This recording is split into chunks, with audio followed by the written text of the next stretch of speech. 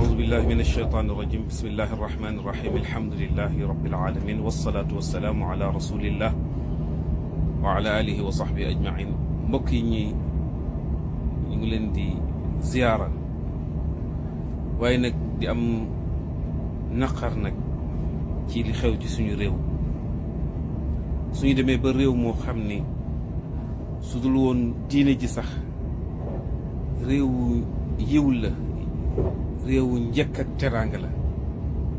diine ji ñëw couleur que yàlla boole ñoog ay mag ñu baax fa tabaarakallaahu, mag ñu fi jaar liggéeyal yonent bi sallallahu alayhi wa sallam, mag ñi ba am ngërëmal yonent bi sallallahu alayhi wa sallam. suñu demee tey ba suñu réew di polémique ci affaire góor jigéen, ay nit taxaw rek bëgg yàq suñu deru réew, waaye nag bëgg yàq suñu deru diine ba pare ni kenn du wax.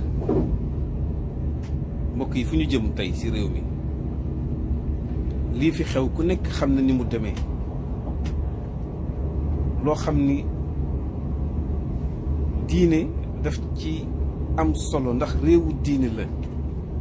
diine lislaam yàllaa ko jox Sénégal, jox ko ay mag ñu baax, te nag diine am na fu muy toll foog ñu xeexal ko, foog ñu yuuxul ko, foog ñu défendre ko.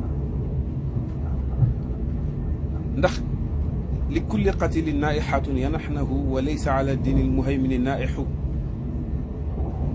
dañu wax ni seen maam Cheikh El Hadj Omar moo ko wax ni ku dee ku nekk am nga ku la jooyal, am nga ku la yuuxul.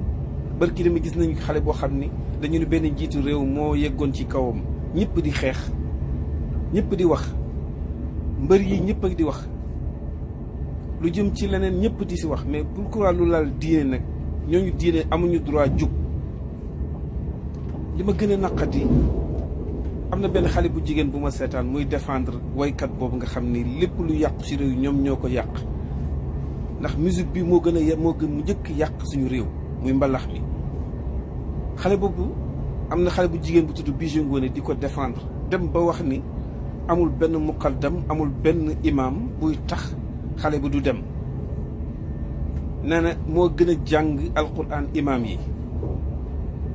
mais sëriñ bi xoolal lu mel nii, kii yi nga xam ne soo ko gisee xam ni moom soo ko xoolee rek doo xam ndax jullit la, doo xam fu mu bokk.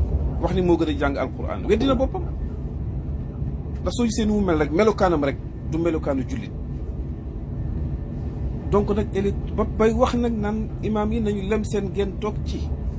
xam nga Sénégal ban Sénégal la ñu nekk? kii ku ko fekk ak ni mu mel. mais attention, il faut que réew mi ñu dellu si waat. xoolal góor jigéen ni mu garaawee ba yàlla subhaanahu wa taala wax waxam juree jooju, ataatuna rijaal shahwatan min duni nisa. ma bindal leen ay jigéen ñu rafet yu baax. est-ce que da ngeen leen fii bàyyi dem di préférer góor ñi ci ñoom? loolu la yàlla wax.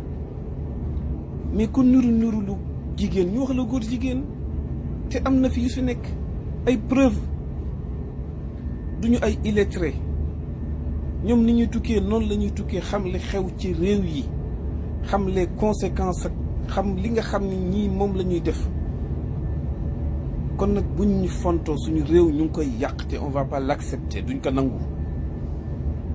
ñu ngi nag ànd ak imam Kanté bu baax ci cause am ak ñi nga xam ni ñoo koy défendre yëpp, di wax ni incha allahu duñu accepter lii, te dinañ ci xeex lu ñu mën. di ñaan na képp koo xam ni mën na ci wax comme ni ko Seydi Fata Sarr waxee, nañ ci jàpp. te itam incha allahu dañ ci xeex ba lépp luñ ci am nag ñu xam ne loolu lañ ci am, loolu lañ ci yàlla may. wasalaamualeykum wa rahmatullahi wa barakatu.